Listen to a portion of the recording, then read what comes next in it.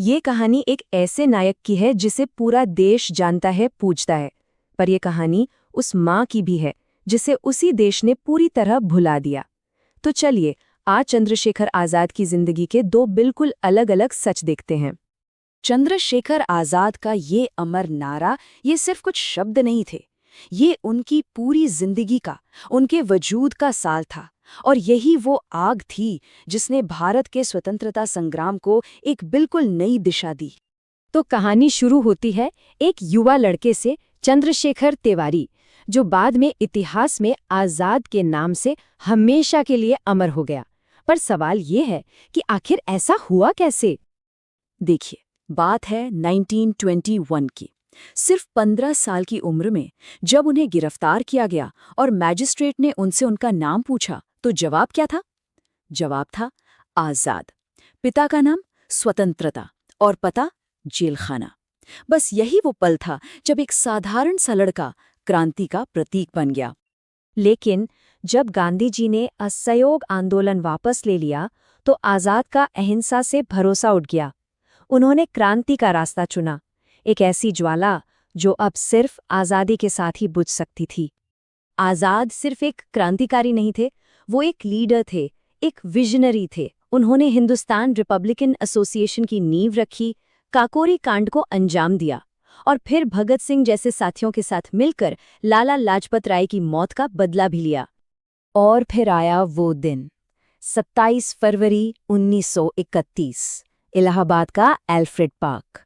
British police ने उन्हें चारों तरफ से घेर लिया था, लेकिन उन्होंने भागने के बजाय लड़ने का फैसला किया, क्योंकि उनका प्रण तो एक ही था, आज़ाद ही रहे हैं, आज़ाद ही रहेंगे। जब उन्होंने देश के लिए अपनी जान दी, तब उनकी उम्र थी सिर्फ 24 साल। और यहीं से ये कहानी एक ऐसे दुखद मोड़ पर पहुंचती है जिसके बारे में बात बहुत कम होती है। तो चलिए अब कहानी के उस हिस्से पर आते हैं जो इतिहास की किताबों में शायद ही कभी बताया जाता है। ये कहानी आजाद की नहीं बल्कि उनकी माँ जगरानी देवी की है। और यही इस कहानी का सबसे दुखद पहलू है। जिस देश ने चंद्रशेखर आजाद को एक नायक की तरह पूजा, उसी देश ने उनकी माँ को गुमनामी के अंधेरे में ढकेल दिया।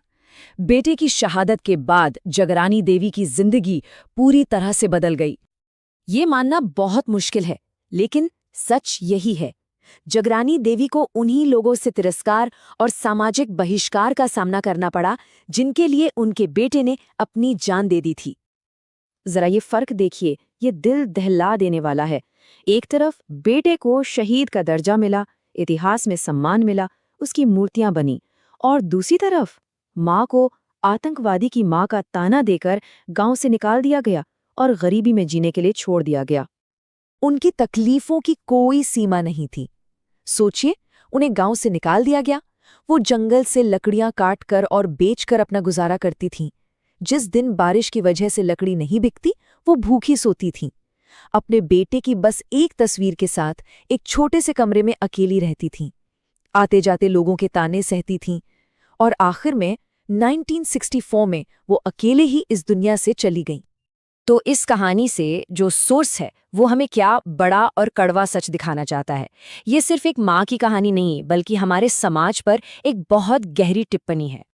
तो देखिए, सोर्स इस कहानी के जरिए हमारे समाज पर ही एक बहुत बड़ा सवाल खड़ा करता है।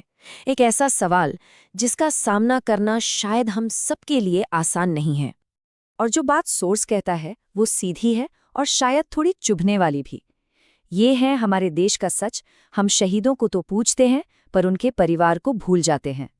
ये एक ऐसी सच्चाई है जो हमें असहज कर देती है। और शायद सबसे दर्दनाक बात जो सोर्स बताता है वो जगरानी देवी की आंखों के जरिए है।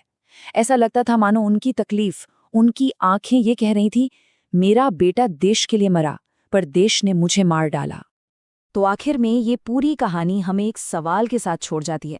हम अपने शहीदों की मूर्तियां बनाते हैं, पार्कों के नाम उनके नाम पर रखते हैं, उन्हें पूजते हैं, लेकिन हम उनके परिवारों को इस तरह बिखरने और बर्बाद होने क्यों देते हैं?